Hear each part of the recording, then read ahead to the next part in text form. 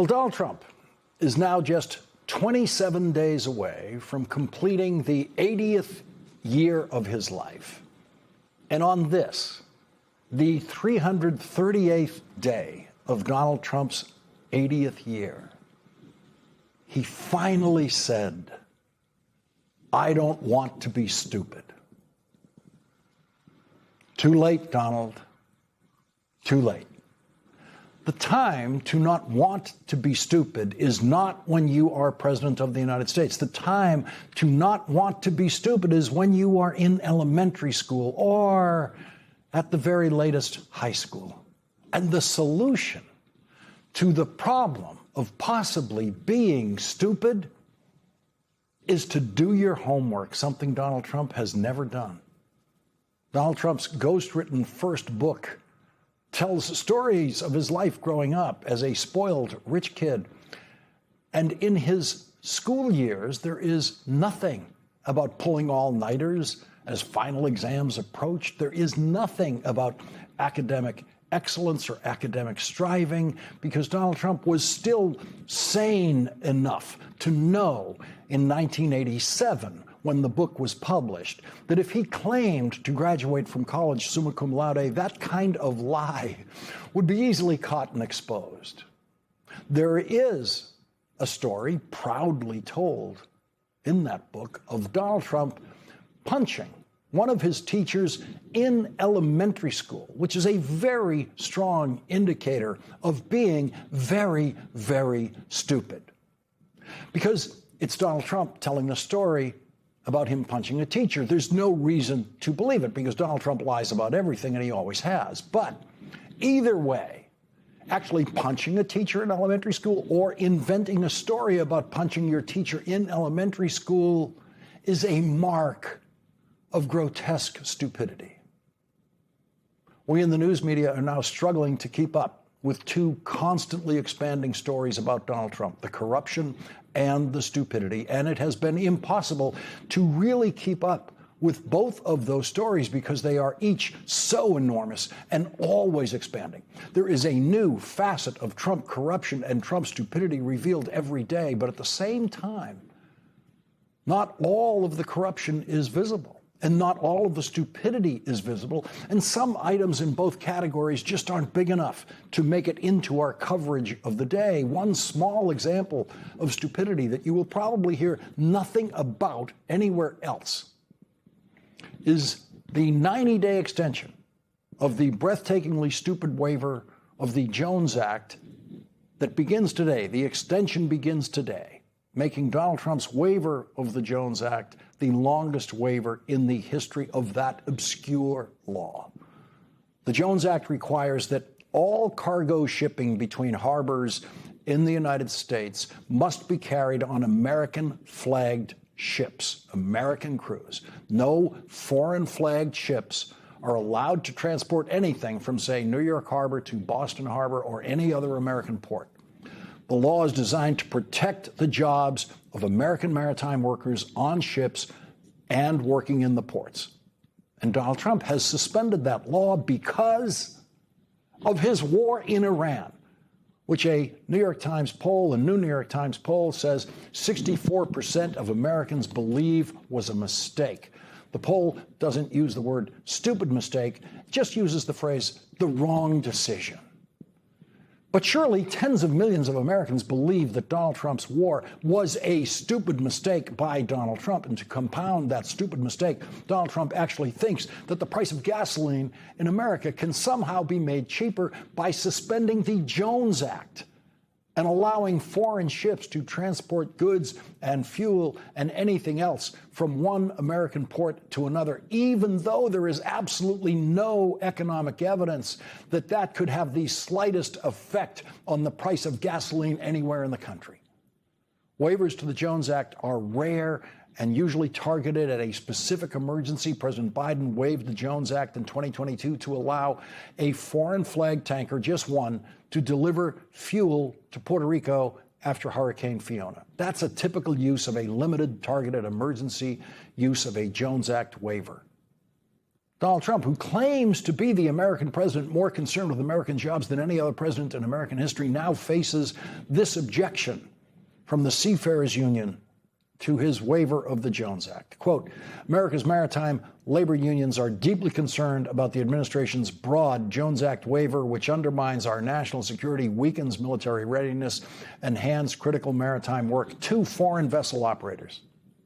Or any other president waiving the Jones Act for what will now be 150 days would be a major story that would provoke emergency congressional hearings that would clearly demonstrate the utter pointlessness of such a waiver. But for Donald Trump, it's just a tiny entry in a long list of very stupid choices and broken promises about his devotion to American workers and American jobs. And the New York Times reporting on its poll showing Donald Trump at a new low in the New York Times poll of a 37% approval. Brent Klein Jr., a Republican who voted for Donald Trump in 2020 and 2024, told the New York Times, quote, he's not doing what he said he was going to do. That's my biggest frustration with him. Mr. Klein, 43, the owner of a cleaning company who lives in Branson, Missouri, described himself as very pissed off with the president's decision to attack Iran without seeking congressional approval. I just want my family to live a good, healthy life, he added, and to not have to constantly pay more and more for food products and stuff. Speaking of history, Donald Trump is the first president in history to publicly promise to commit war crimes, which is in and of itself a war crime. He did it yesterday on social media, saying, quote, for Iran, the clock is ticking and they better get moving fast or there won't be anything left of them. Time is of the essence, exclamation point. The world has come to ignore Donald Trump's written threats of war crimes. The president of the United States yesterday said there won't be anything left of them. That would mean that Donald Trump was planning to kill every child in Iran, every baby, every pregnant woman, every person in the country. And not one person in the world took Donald Trump seriously when he said that, because he has said it too many times before, more times than the world can keep track of. And the world knows, as the Iranian regime surely knows, that Donald Trump wasn't going to do it, that it was just another empty threat from Donald Trump. And sure enough, today on social media, Donald Trump said that he had decided, quote, to hold off our planned military attack on the Islamic Republic of Iran, which was scheduled for tomorrow. He claimed that the dictators of other countries in the region urged him not to commit any war crimes against Iran in the hope of concluding a peace agreement with Iran. And Donald Trump said, quote, this deal will include, importantly, no nuclear weapons for Iran, exclamation point. In other words, it will include exactly what was included in the deal President Obama and 5 other countries negotiated with Iran, in which Iran promised not to make nuclear weapons, not to pursue nuclear weapons in any way. Donald Trump ripped up that deal, negotiated by Secretary of State John Kerry. In his first term as president, Donald Trump just dropped out of the deal. Donald Trump withdrew the United States from an agreement in which Iran said in writing, quote, under no circumstances will Iran ever seek, develop, or acquire any nuclear weapons. And now Donald Trump has gone to war to desperately attempt to get Iran to put that same sentence in writing again for him. And Iran is refusing to do so.